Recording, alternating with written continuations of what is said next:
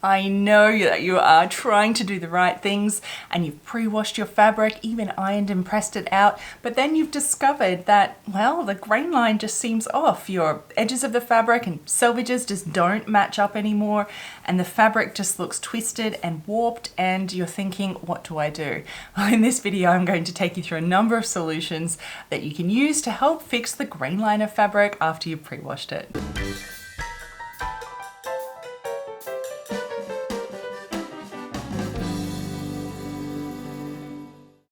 Welcome back, my sewing friends. My name is Evelyn Wood and I'm the creator of VintageSewingSchool.com.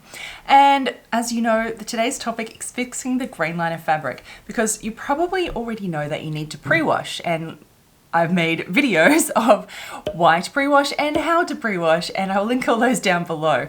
Now, the problem though comes, and the question came from one of these videos, is then, what do you do when your grain line is just like skewed and off from it? So first I want to talk you through what the problem is exactly, so we know 100% what we're looking at quickly. And then we'll talk about a few reasons why this happens, and then solutions, because it will depend on what reason might have happened on yours as to what solution that you'll then maybe choose for your fabric that you have, because it is my goal to help you understand what is going on in your sewing so you can better make these decisions and problem solve all these things on your own as well. And it's only by learning it and understanding why that we can do these things. Okay, let's take a better look at what the actual problem is. So when we're ready to lay out our fabric, we're usually laying it in like folded together in half, so we have a fold, and we're going to cut out and lay out our fabric from there. And you need to line up your grain line properly. So we usually put our selvages together, and then either or is to then obviously line up our like crosswise crosswise grain as well. And so you can get this by either pulling one of the threads through here and getting that line that comes through, or you can snip a little bit and tear it, and it of course tears straight down these angles. And we have the lengthwise grain, which runs along with our parallel with our grain line, and the crosswise grain, which runs 90-degree angle from there. And so the problem lies is that when you line up your selvages, then your crosswise lengths no longer match. Or if you try and match these ones up, then the actual selvages don't line up, and it just seems really twisted, your fabric, right? This is what we're looking at. Let's look at a few possible reasons as to why this might happen. Well, the first obvious one is upon construction. As fabric is made, we have looms set up, and you have all of your warp threads, your lengthwise threads all set up this way, and then you have your weft threads, or your crosswise grain that it turns out to be, coming this way, and your shuttle just fills it all up and starts creating the fabric. And as this is done, all the fibers get pushed in, and it can be pushed in at a slightly different angle, of course, maybe this side more than this side, or it's warped and twisted as it's being constructed, and those yarns, as they're all pushed in, are just twisted in a weird type of way, or the yarns could spin, or something like that has gone awry in the construction process. And well, there's not much you can do to fix that, but that is a possible reason. Another reason is a loose weave fabric, so one that's really loose and very prone to fraying. You will be very easy to, maybe it's been washed too severely and it has been spun in different areas, and it's actually stretched out in different places because it is loose, and it's very prone to being stretched and moved in different ways, so that could have also happened. A knit fabric. Now this is an interesting one. So this is commonly caused on knits because there's two ways you can knit fabric. You can knit it in lengths, like we're kind of used to seeing, or it's actually circular knit, so it's knitted in a big tube, so to say, and then they cut it and open it out and make it flat. But as you might imagine, if you're doing a continuous circle, did you see this as I do it? It's one side's up here and one side's down here. So naturally, that's a bit, of course, exaggerated, but naturally the grain will be off because of it's a circular knitted pattern in there. So that can really happen quite a lot. Thankfully, it doesn't matter so much with knits, the grain line, and we'll get to that in the next part.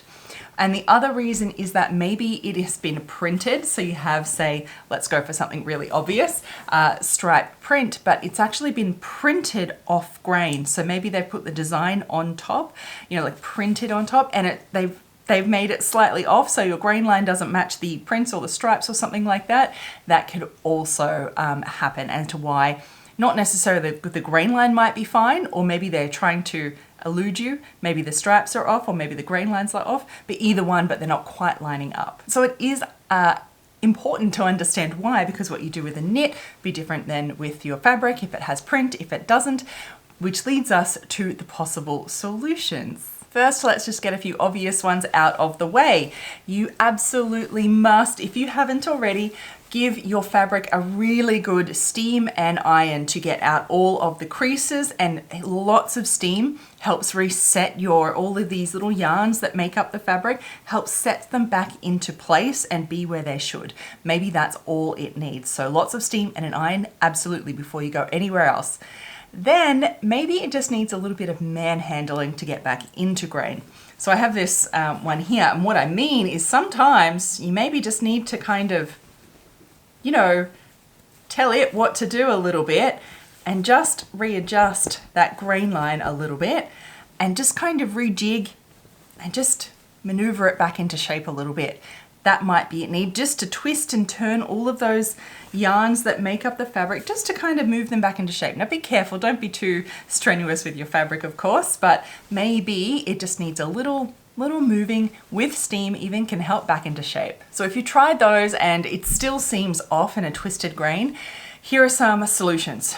If you have a print, any kind of print on your fabric, again, I'll use the really obvious one of stripes. It doesn't matter which way it is going, if your stripes go this way or if your stripes are going this way, follow the obvious pattern on your fabric. No matter what the grain line is doing, the visual cue of these stripes outweighs any grain line factor, because if these are off a little bit, you will absolutely notice that. Whereas if your grain line's off a little bit, it's probably less noticeable than like obvious stripes in the wrong direction. And some prints, might just be floral clusters, but they still have a sort of nature to them that follow a pattern. So still always follow your print pattern. Just visually, that's going to outweigh your grain line in most cases anyway. If your fabric happens to be a knit, well, this one's a bit easier because really you just want to go with the direction of the stretch anyway. So even if you find it's twisted and, circular type looking, now that I've said that, you'll probably think, oh my gosh, that's it. Go with the stretch. So generally, you always want the highest stretch across the body rather than lengthwise, but two-way knits, of course, do both. But follow wherever the largest stretch is. And you need to be consistent over the whole thing, of course. More on that in a minute. If you have a woven fabric, there are a couple of suggestions. I'm going to show you my method of doing this in just up next. But first of all, you could actually do a single lay fabric. So instead of folding it over and cutting it on the fold like we mostly do, it's mostly just to save time, and because we fold it out to create two pieces, we're just going to do a single lay fabric.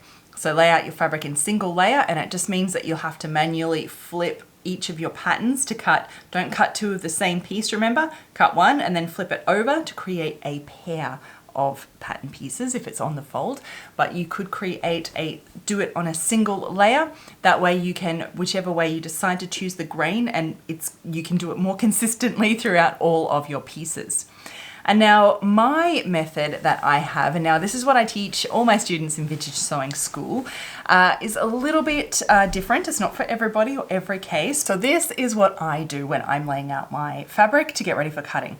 So it does help if you, especially if you're just starting, to have your crosswise grain actually marked. So either tear it down or pull your threads to make sure that you've got two right angles there. It just helps to know when you're kind of close or not. You won't be going by that, but it is helpful as a guide, particularly when you're starting. So make sure it's all ironed out. And now I apologize for the audio maybe disappearing a little bit as I go back here to demonstrate. Lining them up. So what I do is I sort of go by the drape of the fabric, because that's what it naturally wants to do, and that's what I'm most concerned with. Rather than lining out proper grain lines, I go with the drape. And so what this involved, it can be tricky. You need to hold out your fabric and don't let the weight of fabric fall like that over here, but you need to hold it up, fold down, and you need the longest arm span that you can manage to do this from. It will not work if you only do this halfway. You need to do it from a long distance like this, right? So as far as your arms can reach, and it, as I said, not suitable for everybody. And this is what we're going to do. So you need to grab the piece as long as possible, selvedges together. I'm going to do mine just a little bit less so I can get a little bit closer and you can see a little bit better.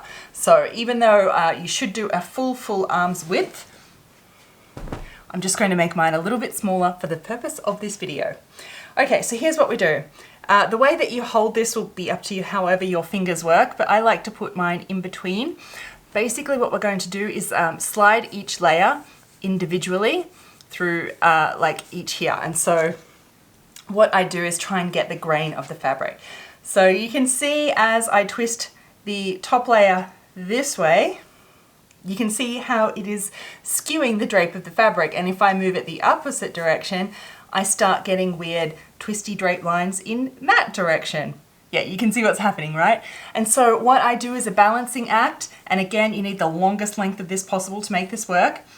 And usually I look from behind and I just keep moving them around until I get that fall, that beautiful, perfect drop and drape of the fabric, keeping my selvedges together as best I can. And now in this drapey fabric, it is super hard because it'll just want to droop down in the middle. In a stiffer fabric, this is much easier. But once you've kind of got that perfectly happy, you keep moving it and you've got the perfect drape and you think, that is just perfect. What I do is then very gently lay this down on the table, and then from there I can just tweak those selvedges and still get those selvedges lined perfectly up, just kind of flutter the fabric and just work it out. But that is how I get my fabric laid out, because then what I'm doing is going by the drape and the fall rather than whatever the particular threads are going by. And as I said, if it's a knit, you still go by the stretch first. If it's a print, you still go by the print first. This is, that is my method anyway of getting the grain line. It doesn't work all of the time, but for most of the things, I find it works really well for me. And my students really love that idea too. But if you can't hold your arms out, it's pretty tricky. I know. I must admit, it is tricky. So the overarching rule through all of this, on any method, any solution that you might choose to kind of move forward with what you've got, is to keep it, whatever you choose, keep it consistent through all pattern pieces.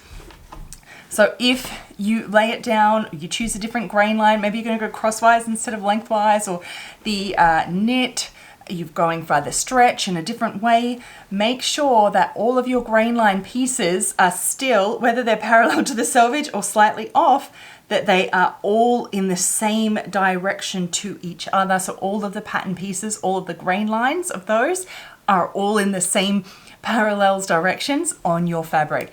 That way each piece will have the same consistency through every area of the garment, the same amount of flex each way, and it will at least look consistent through your garment, because there's the most obvious, the worst thing you can do is have one piece, you know, with the grain kind of falling this way and the other one is like slightly this way, and it will just look super weird. So keep it consistent is the absolute #1 rule to follow through anything when you're working with the grain lines at all. As I said, there is no one way to fix anything in sewing, and it's not really fixing the grain line, of course, but it is just how you can keep moving forward with your project and not overthink it if those grain lines don't match up perfectly. Let me know what you think below. Have you ever seen my method before of holding it out and letting the drape be the guide? I'd love to hear it. Will you use it? Also, leave your tips down below for us on what you have done in the past to help fix your grain line when it has not worked for you, because read the comments, because there is so much information down there as always. We are a sewing community helping each other out. I've left some links to all the other videos I think you really enjoy down below, and until next time, my sewing friends, happy sewing. Bye.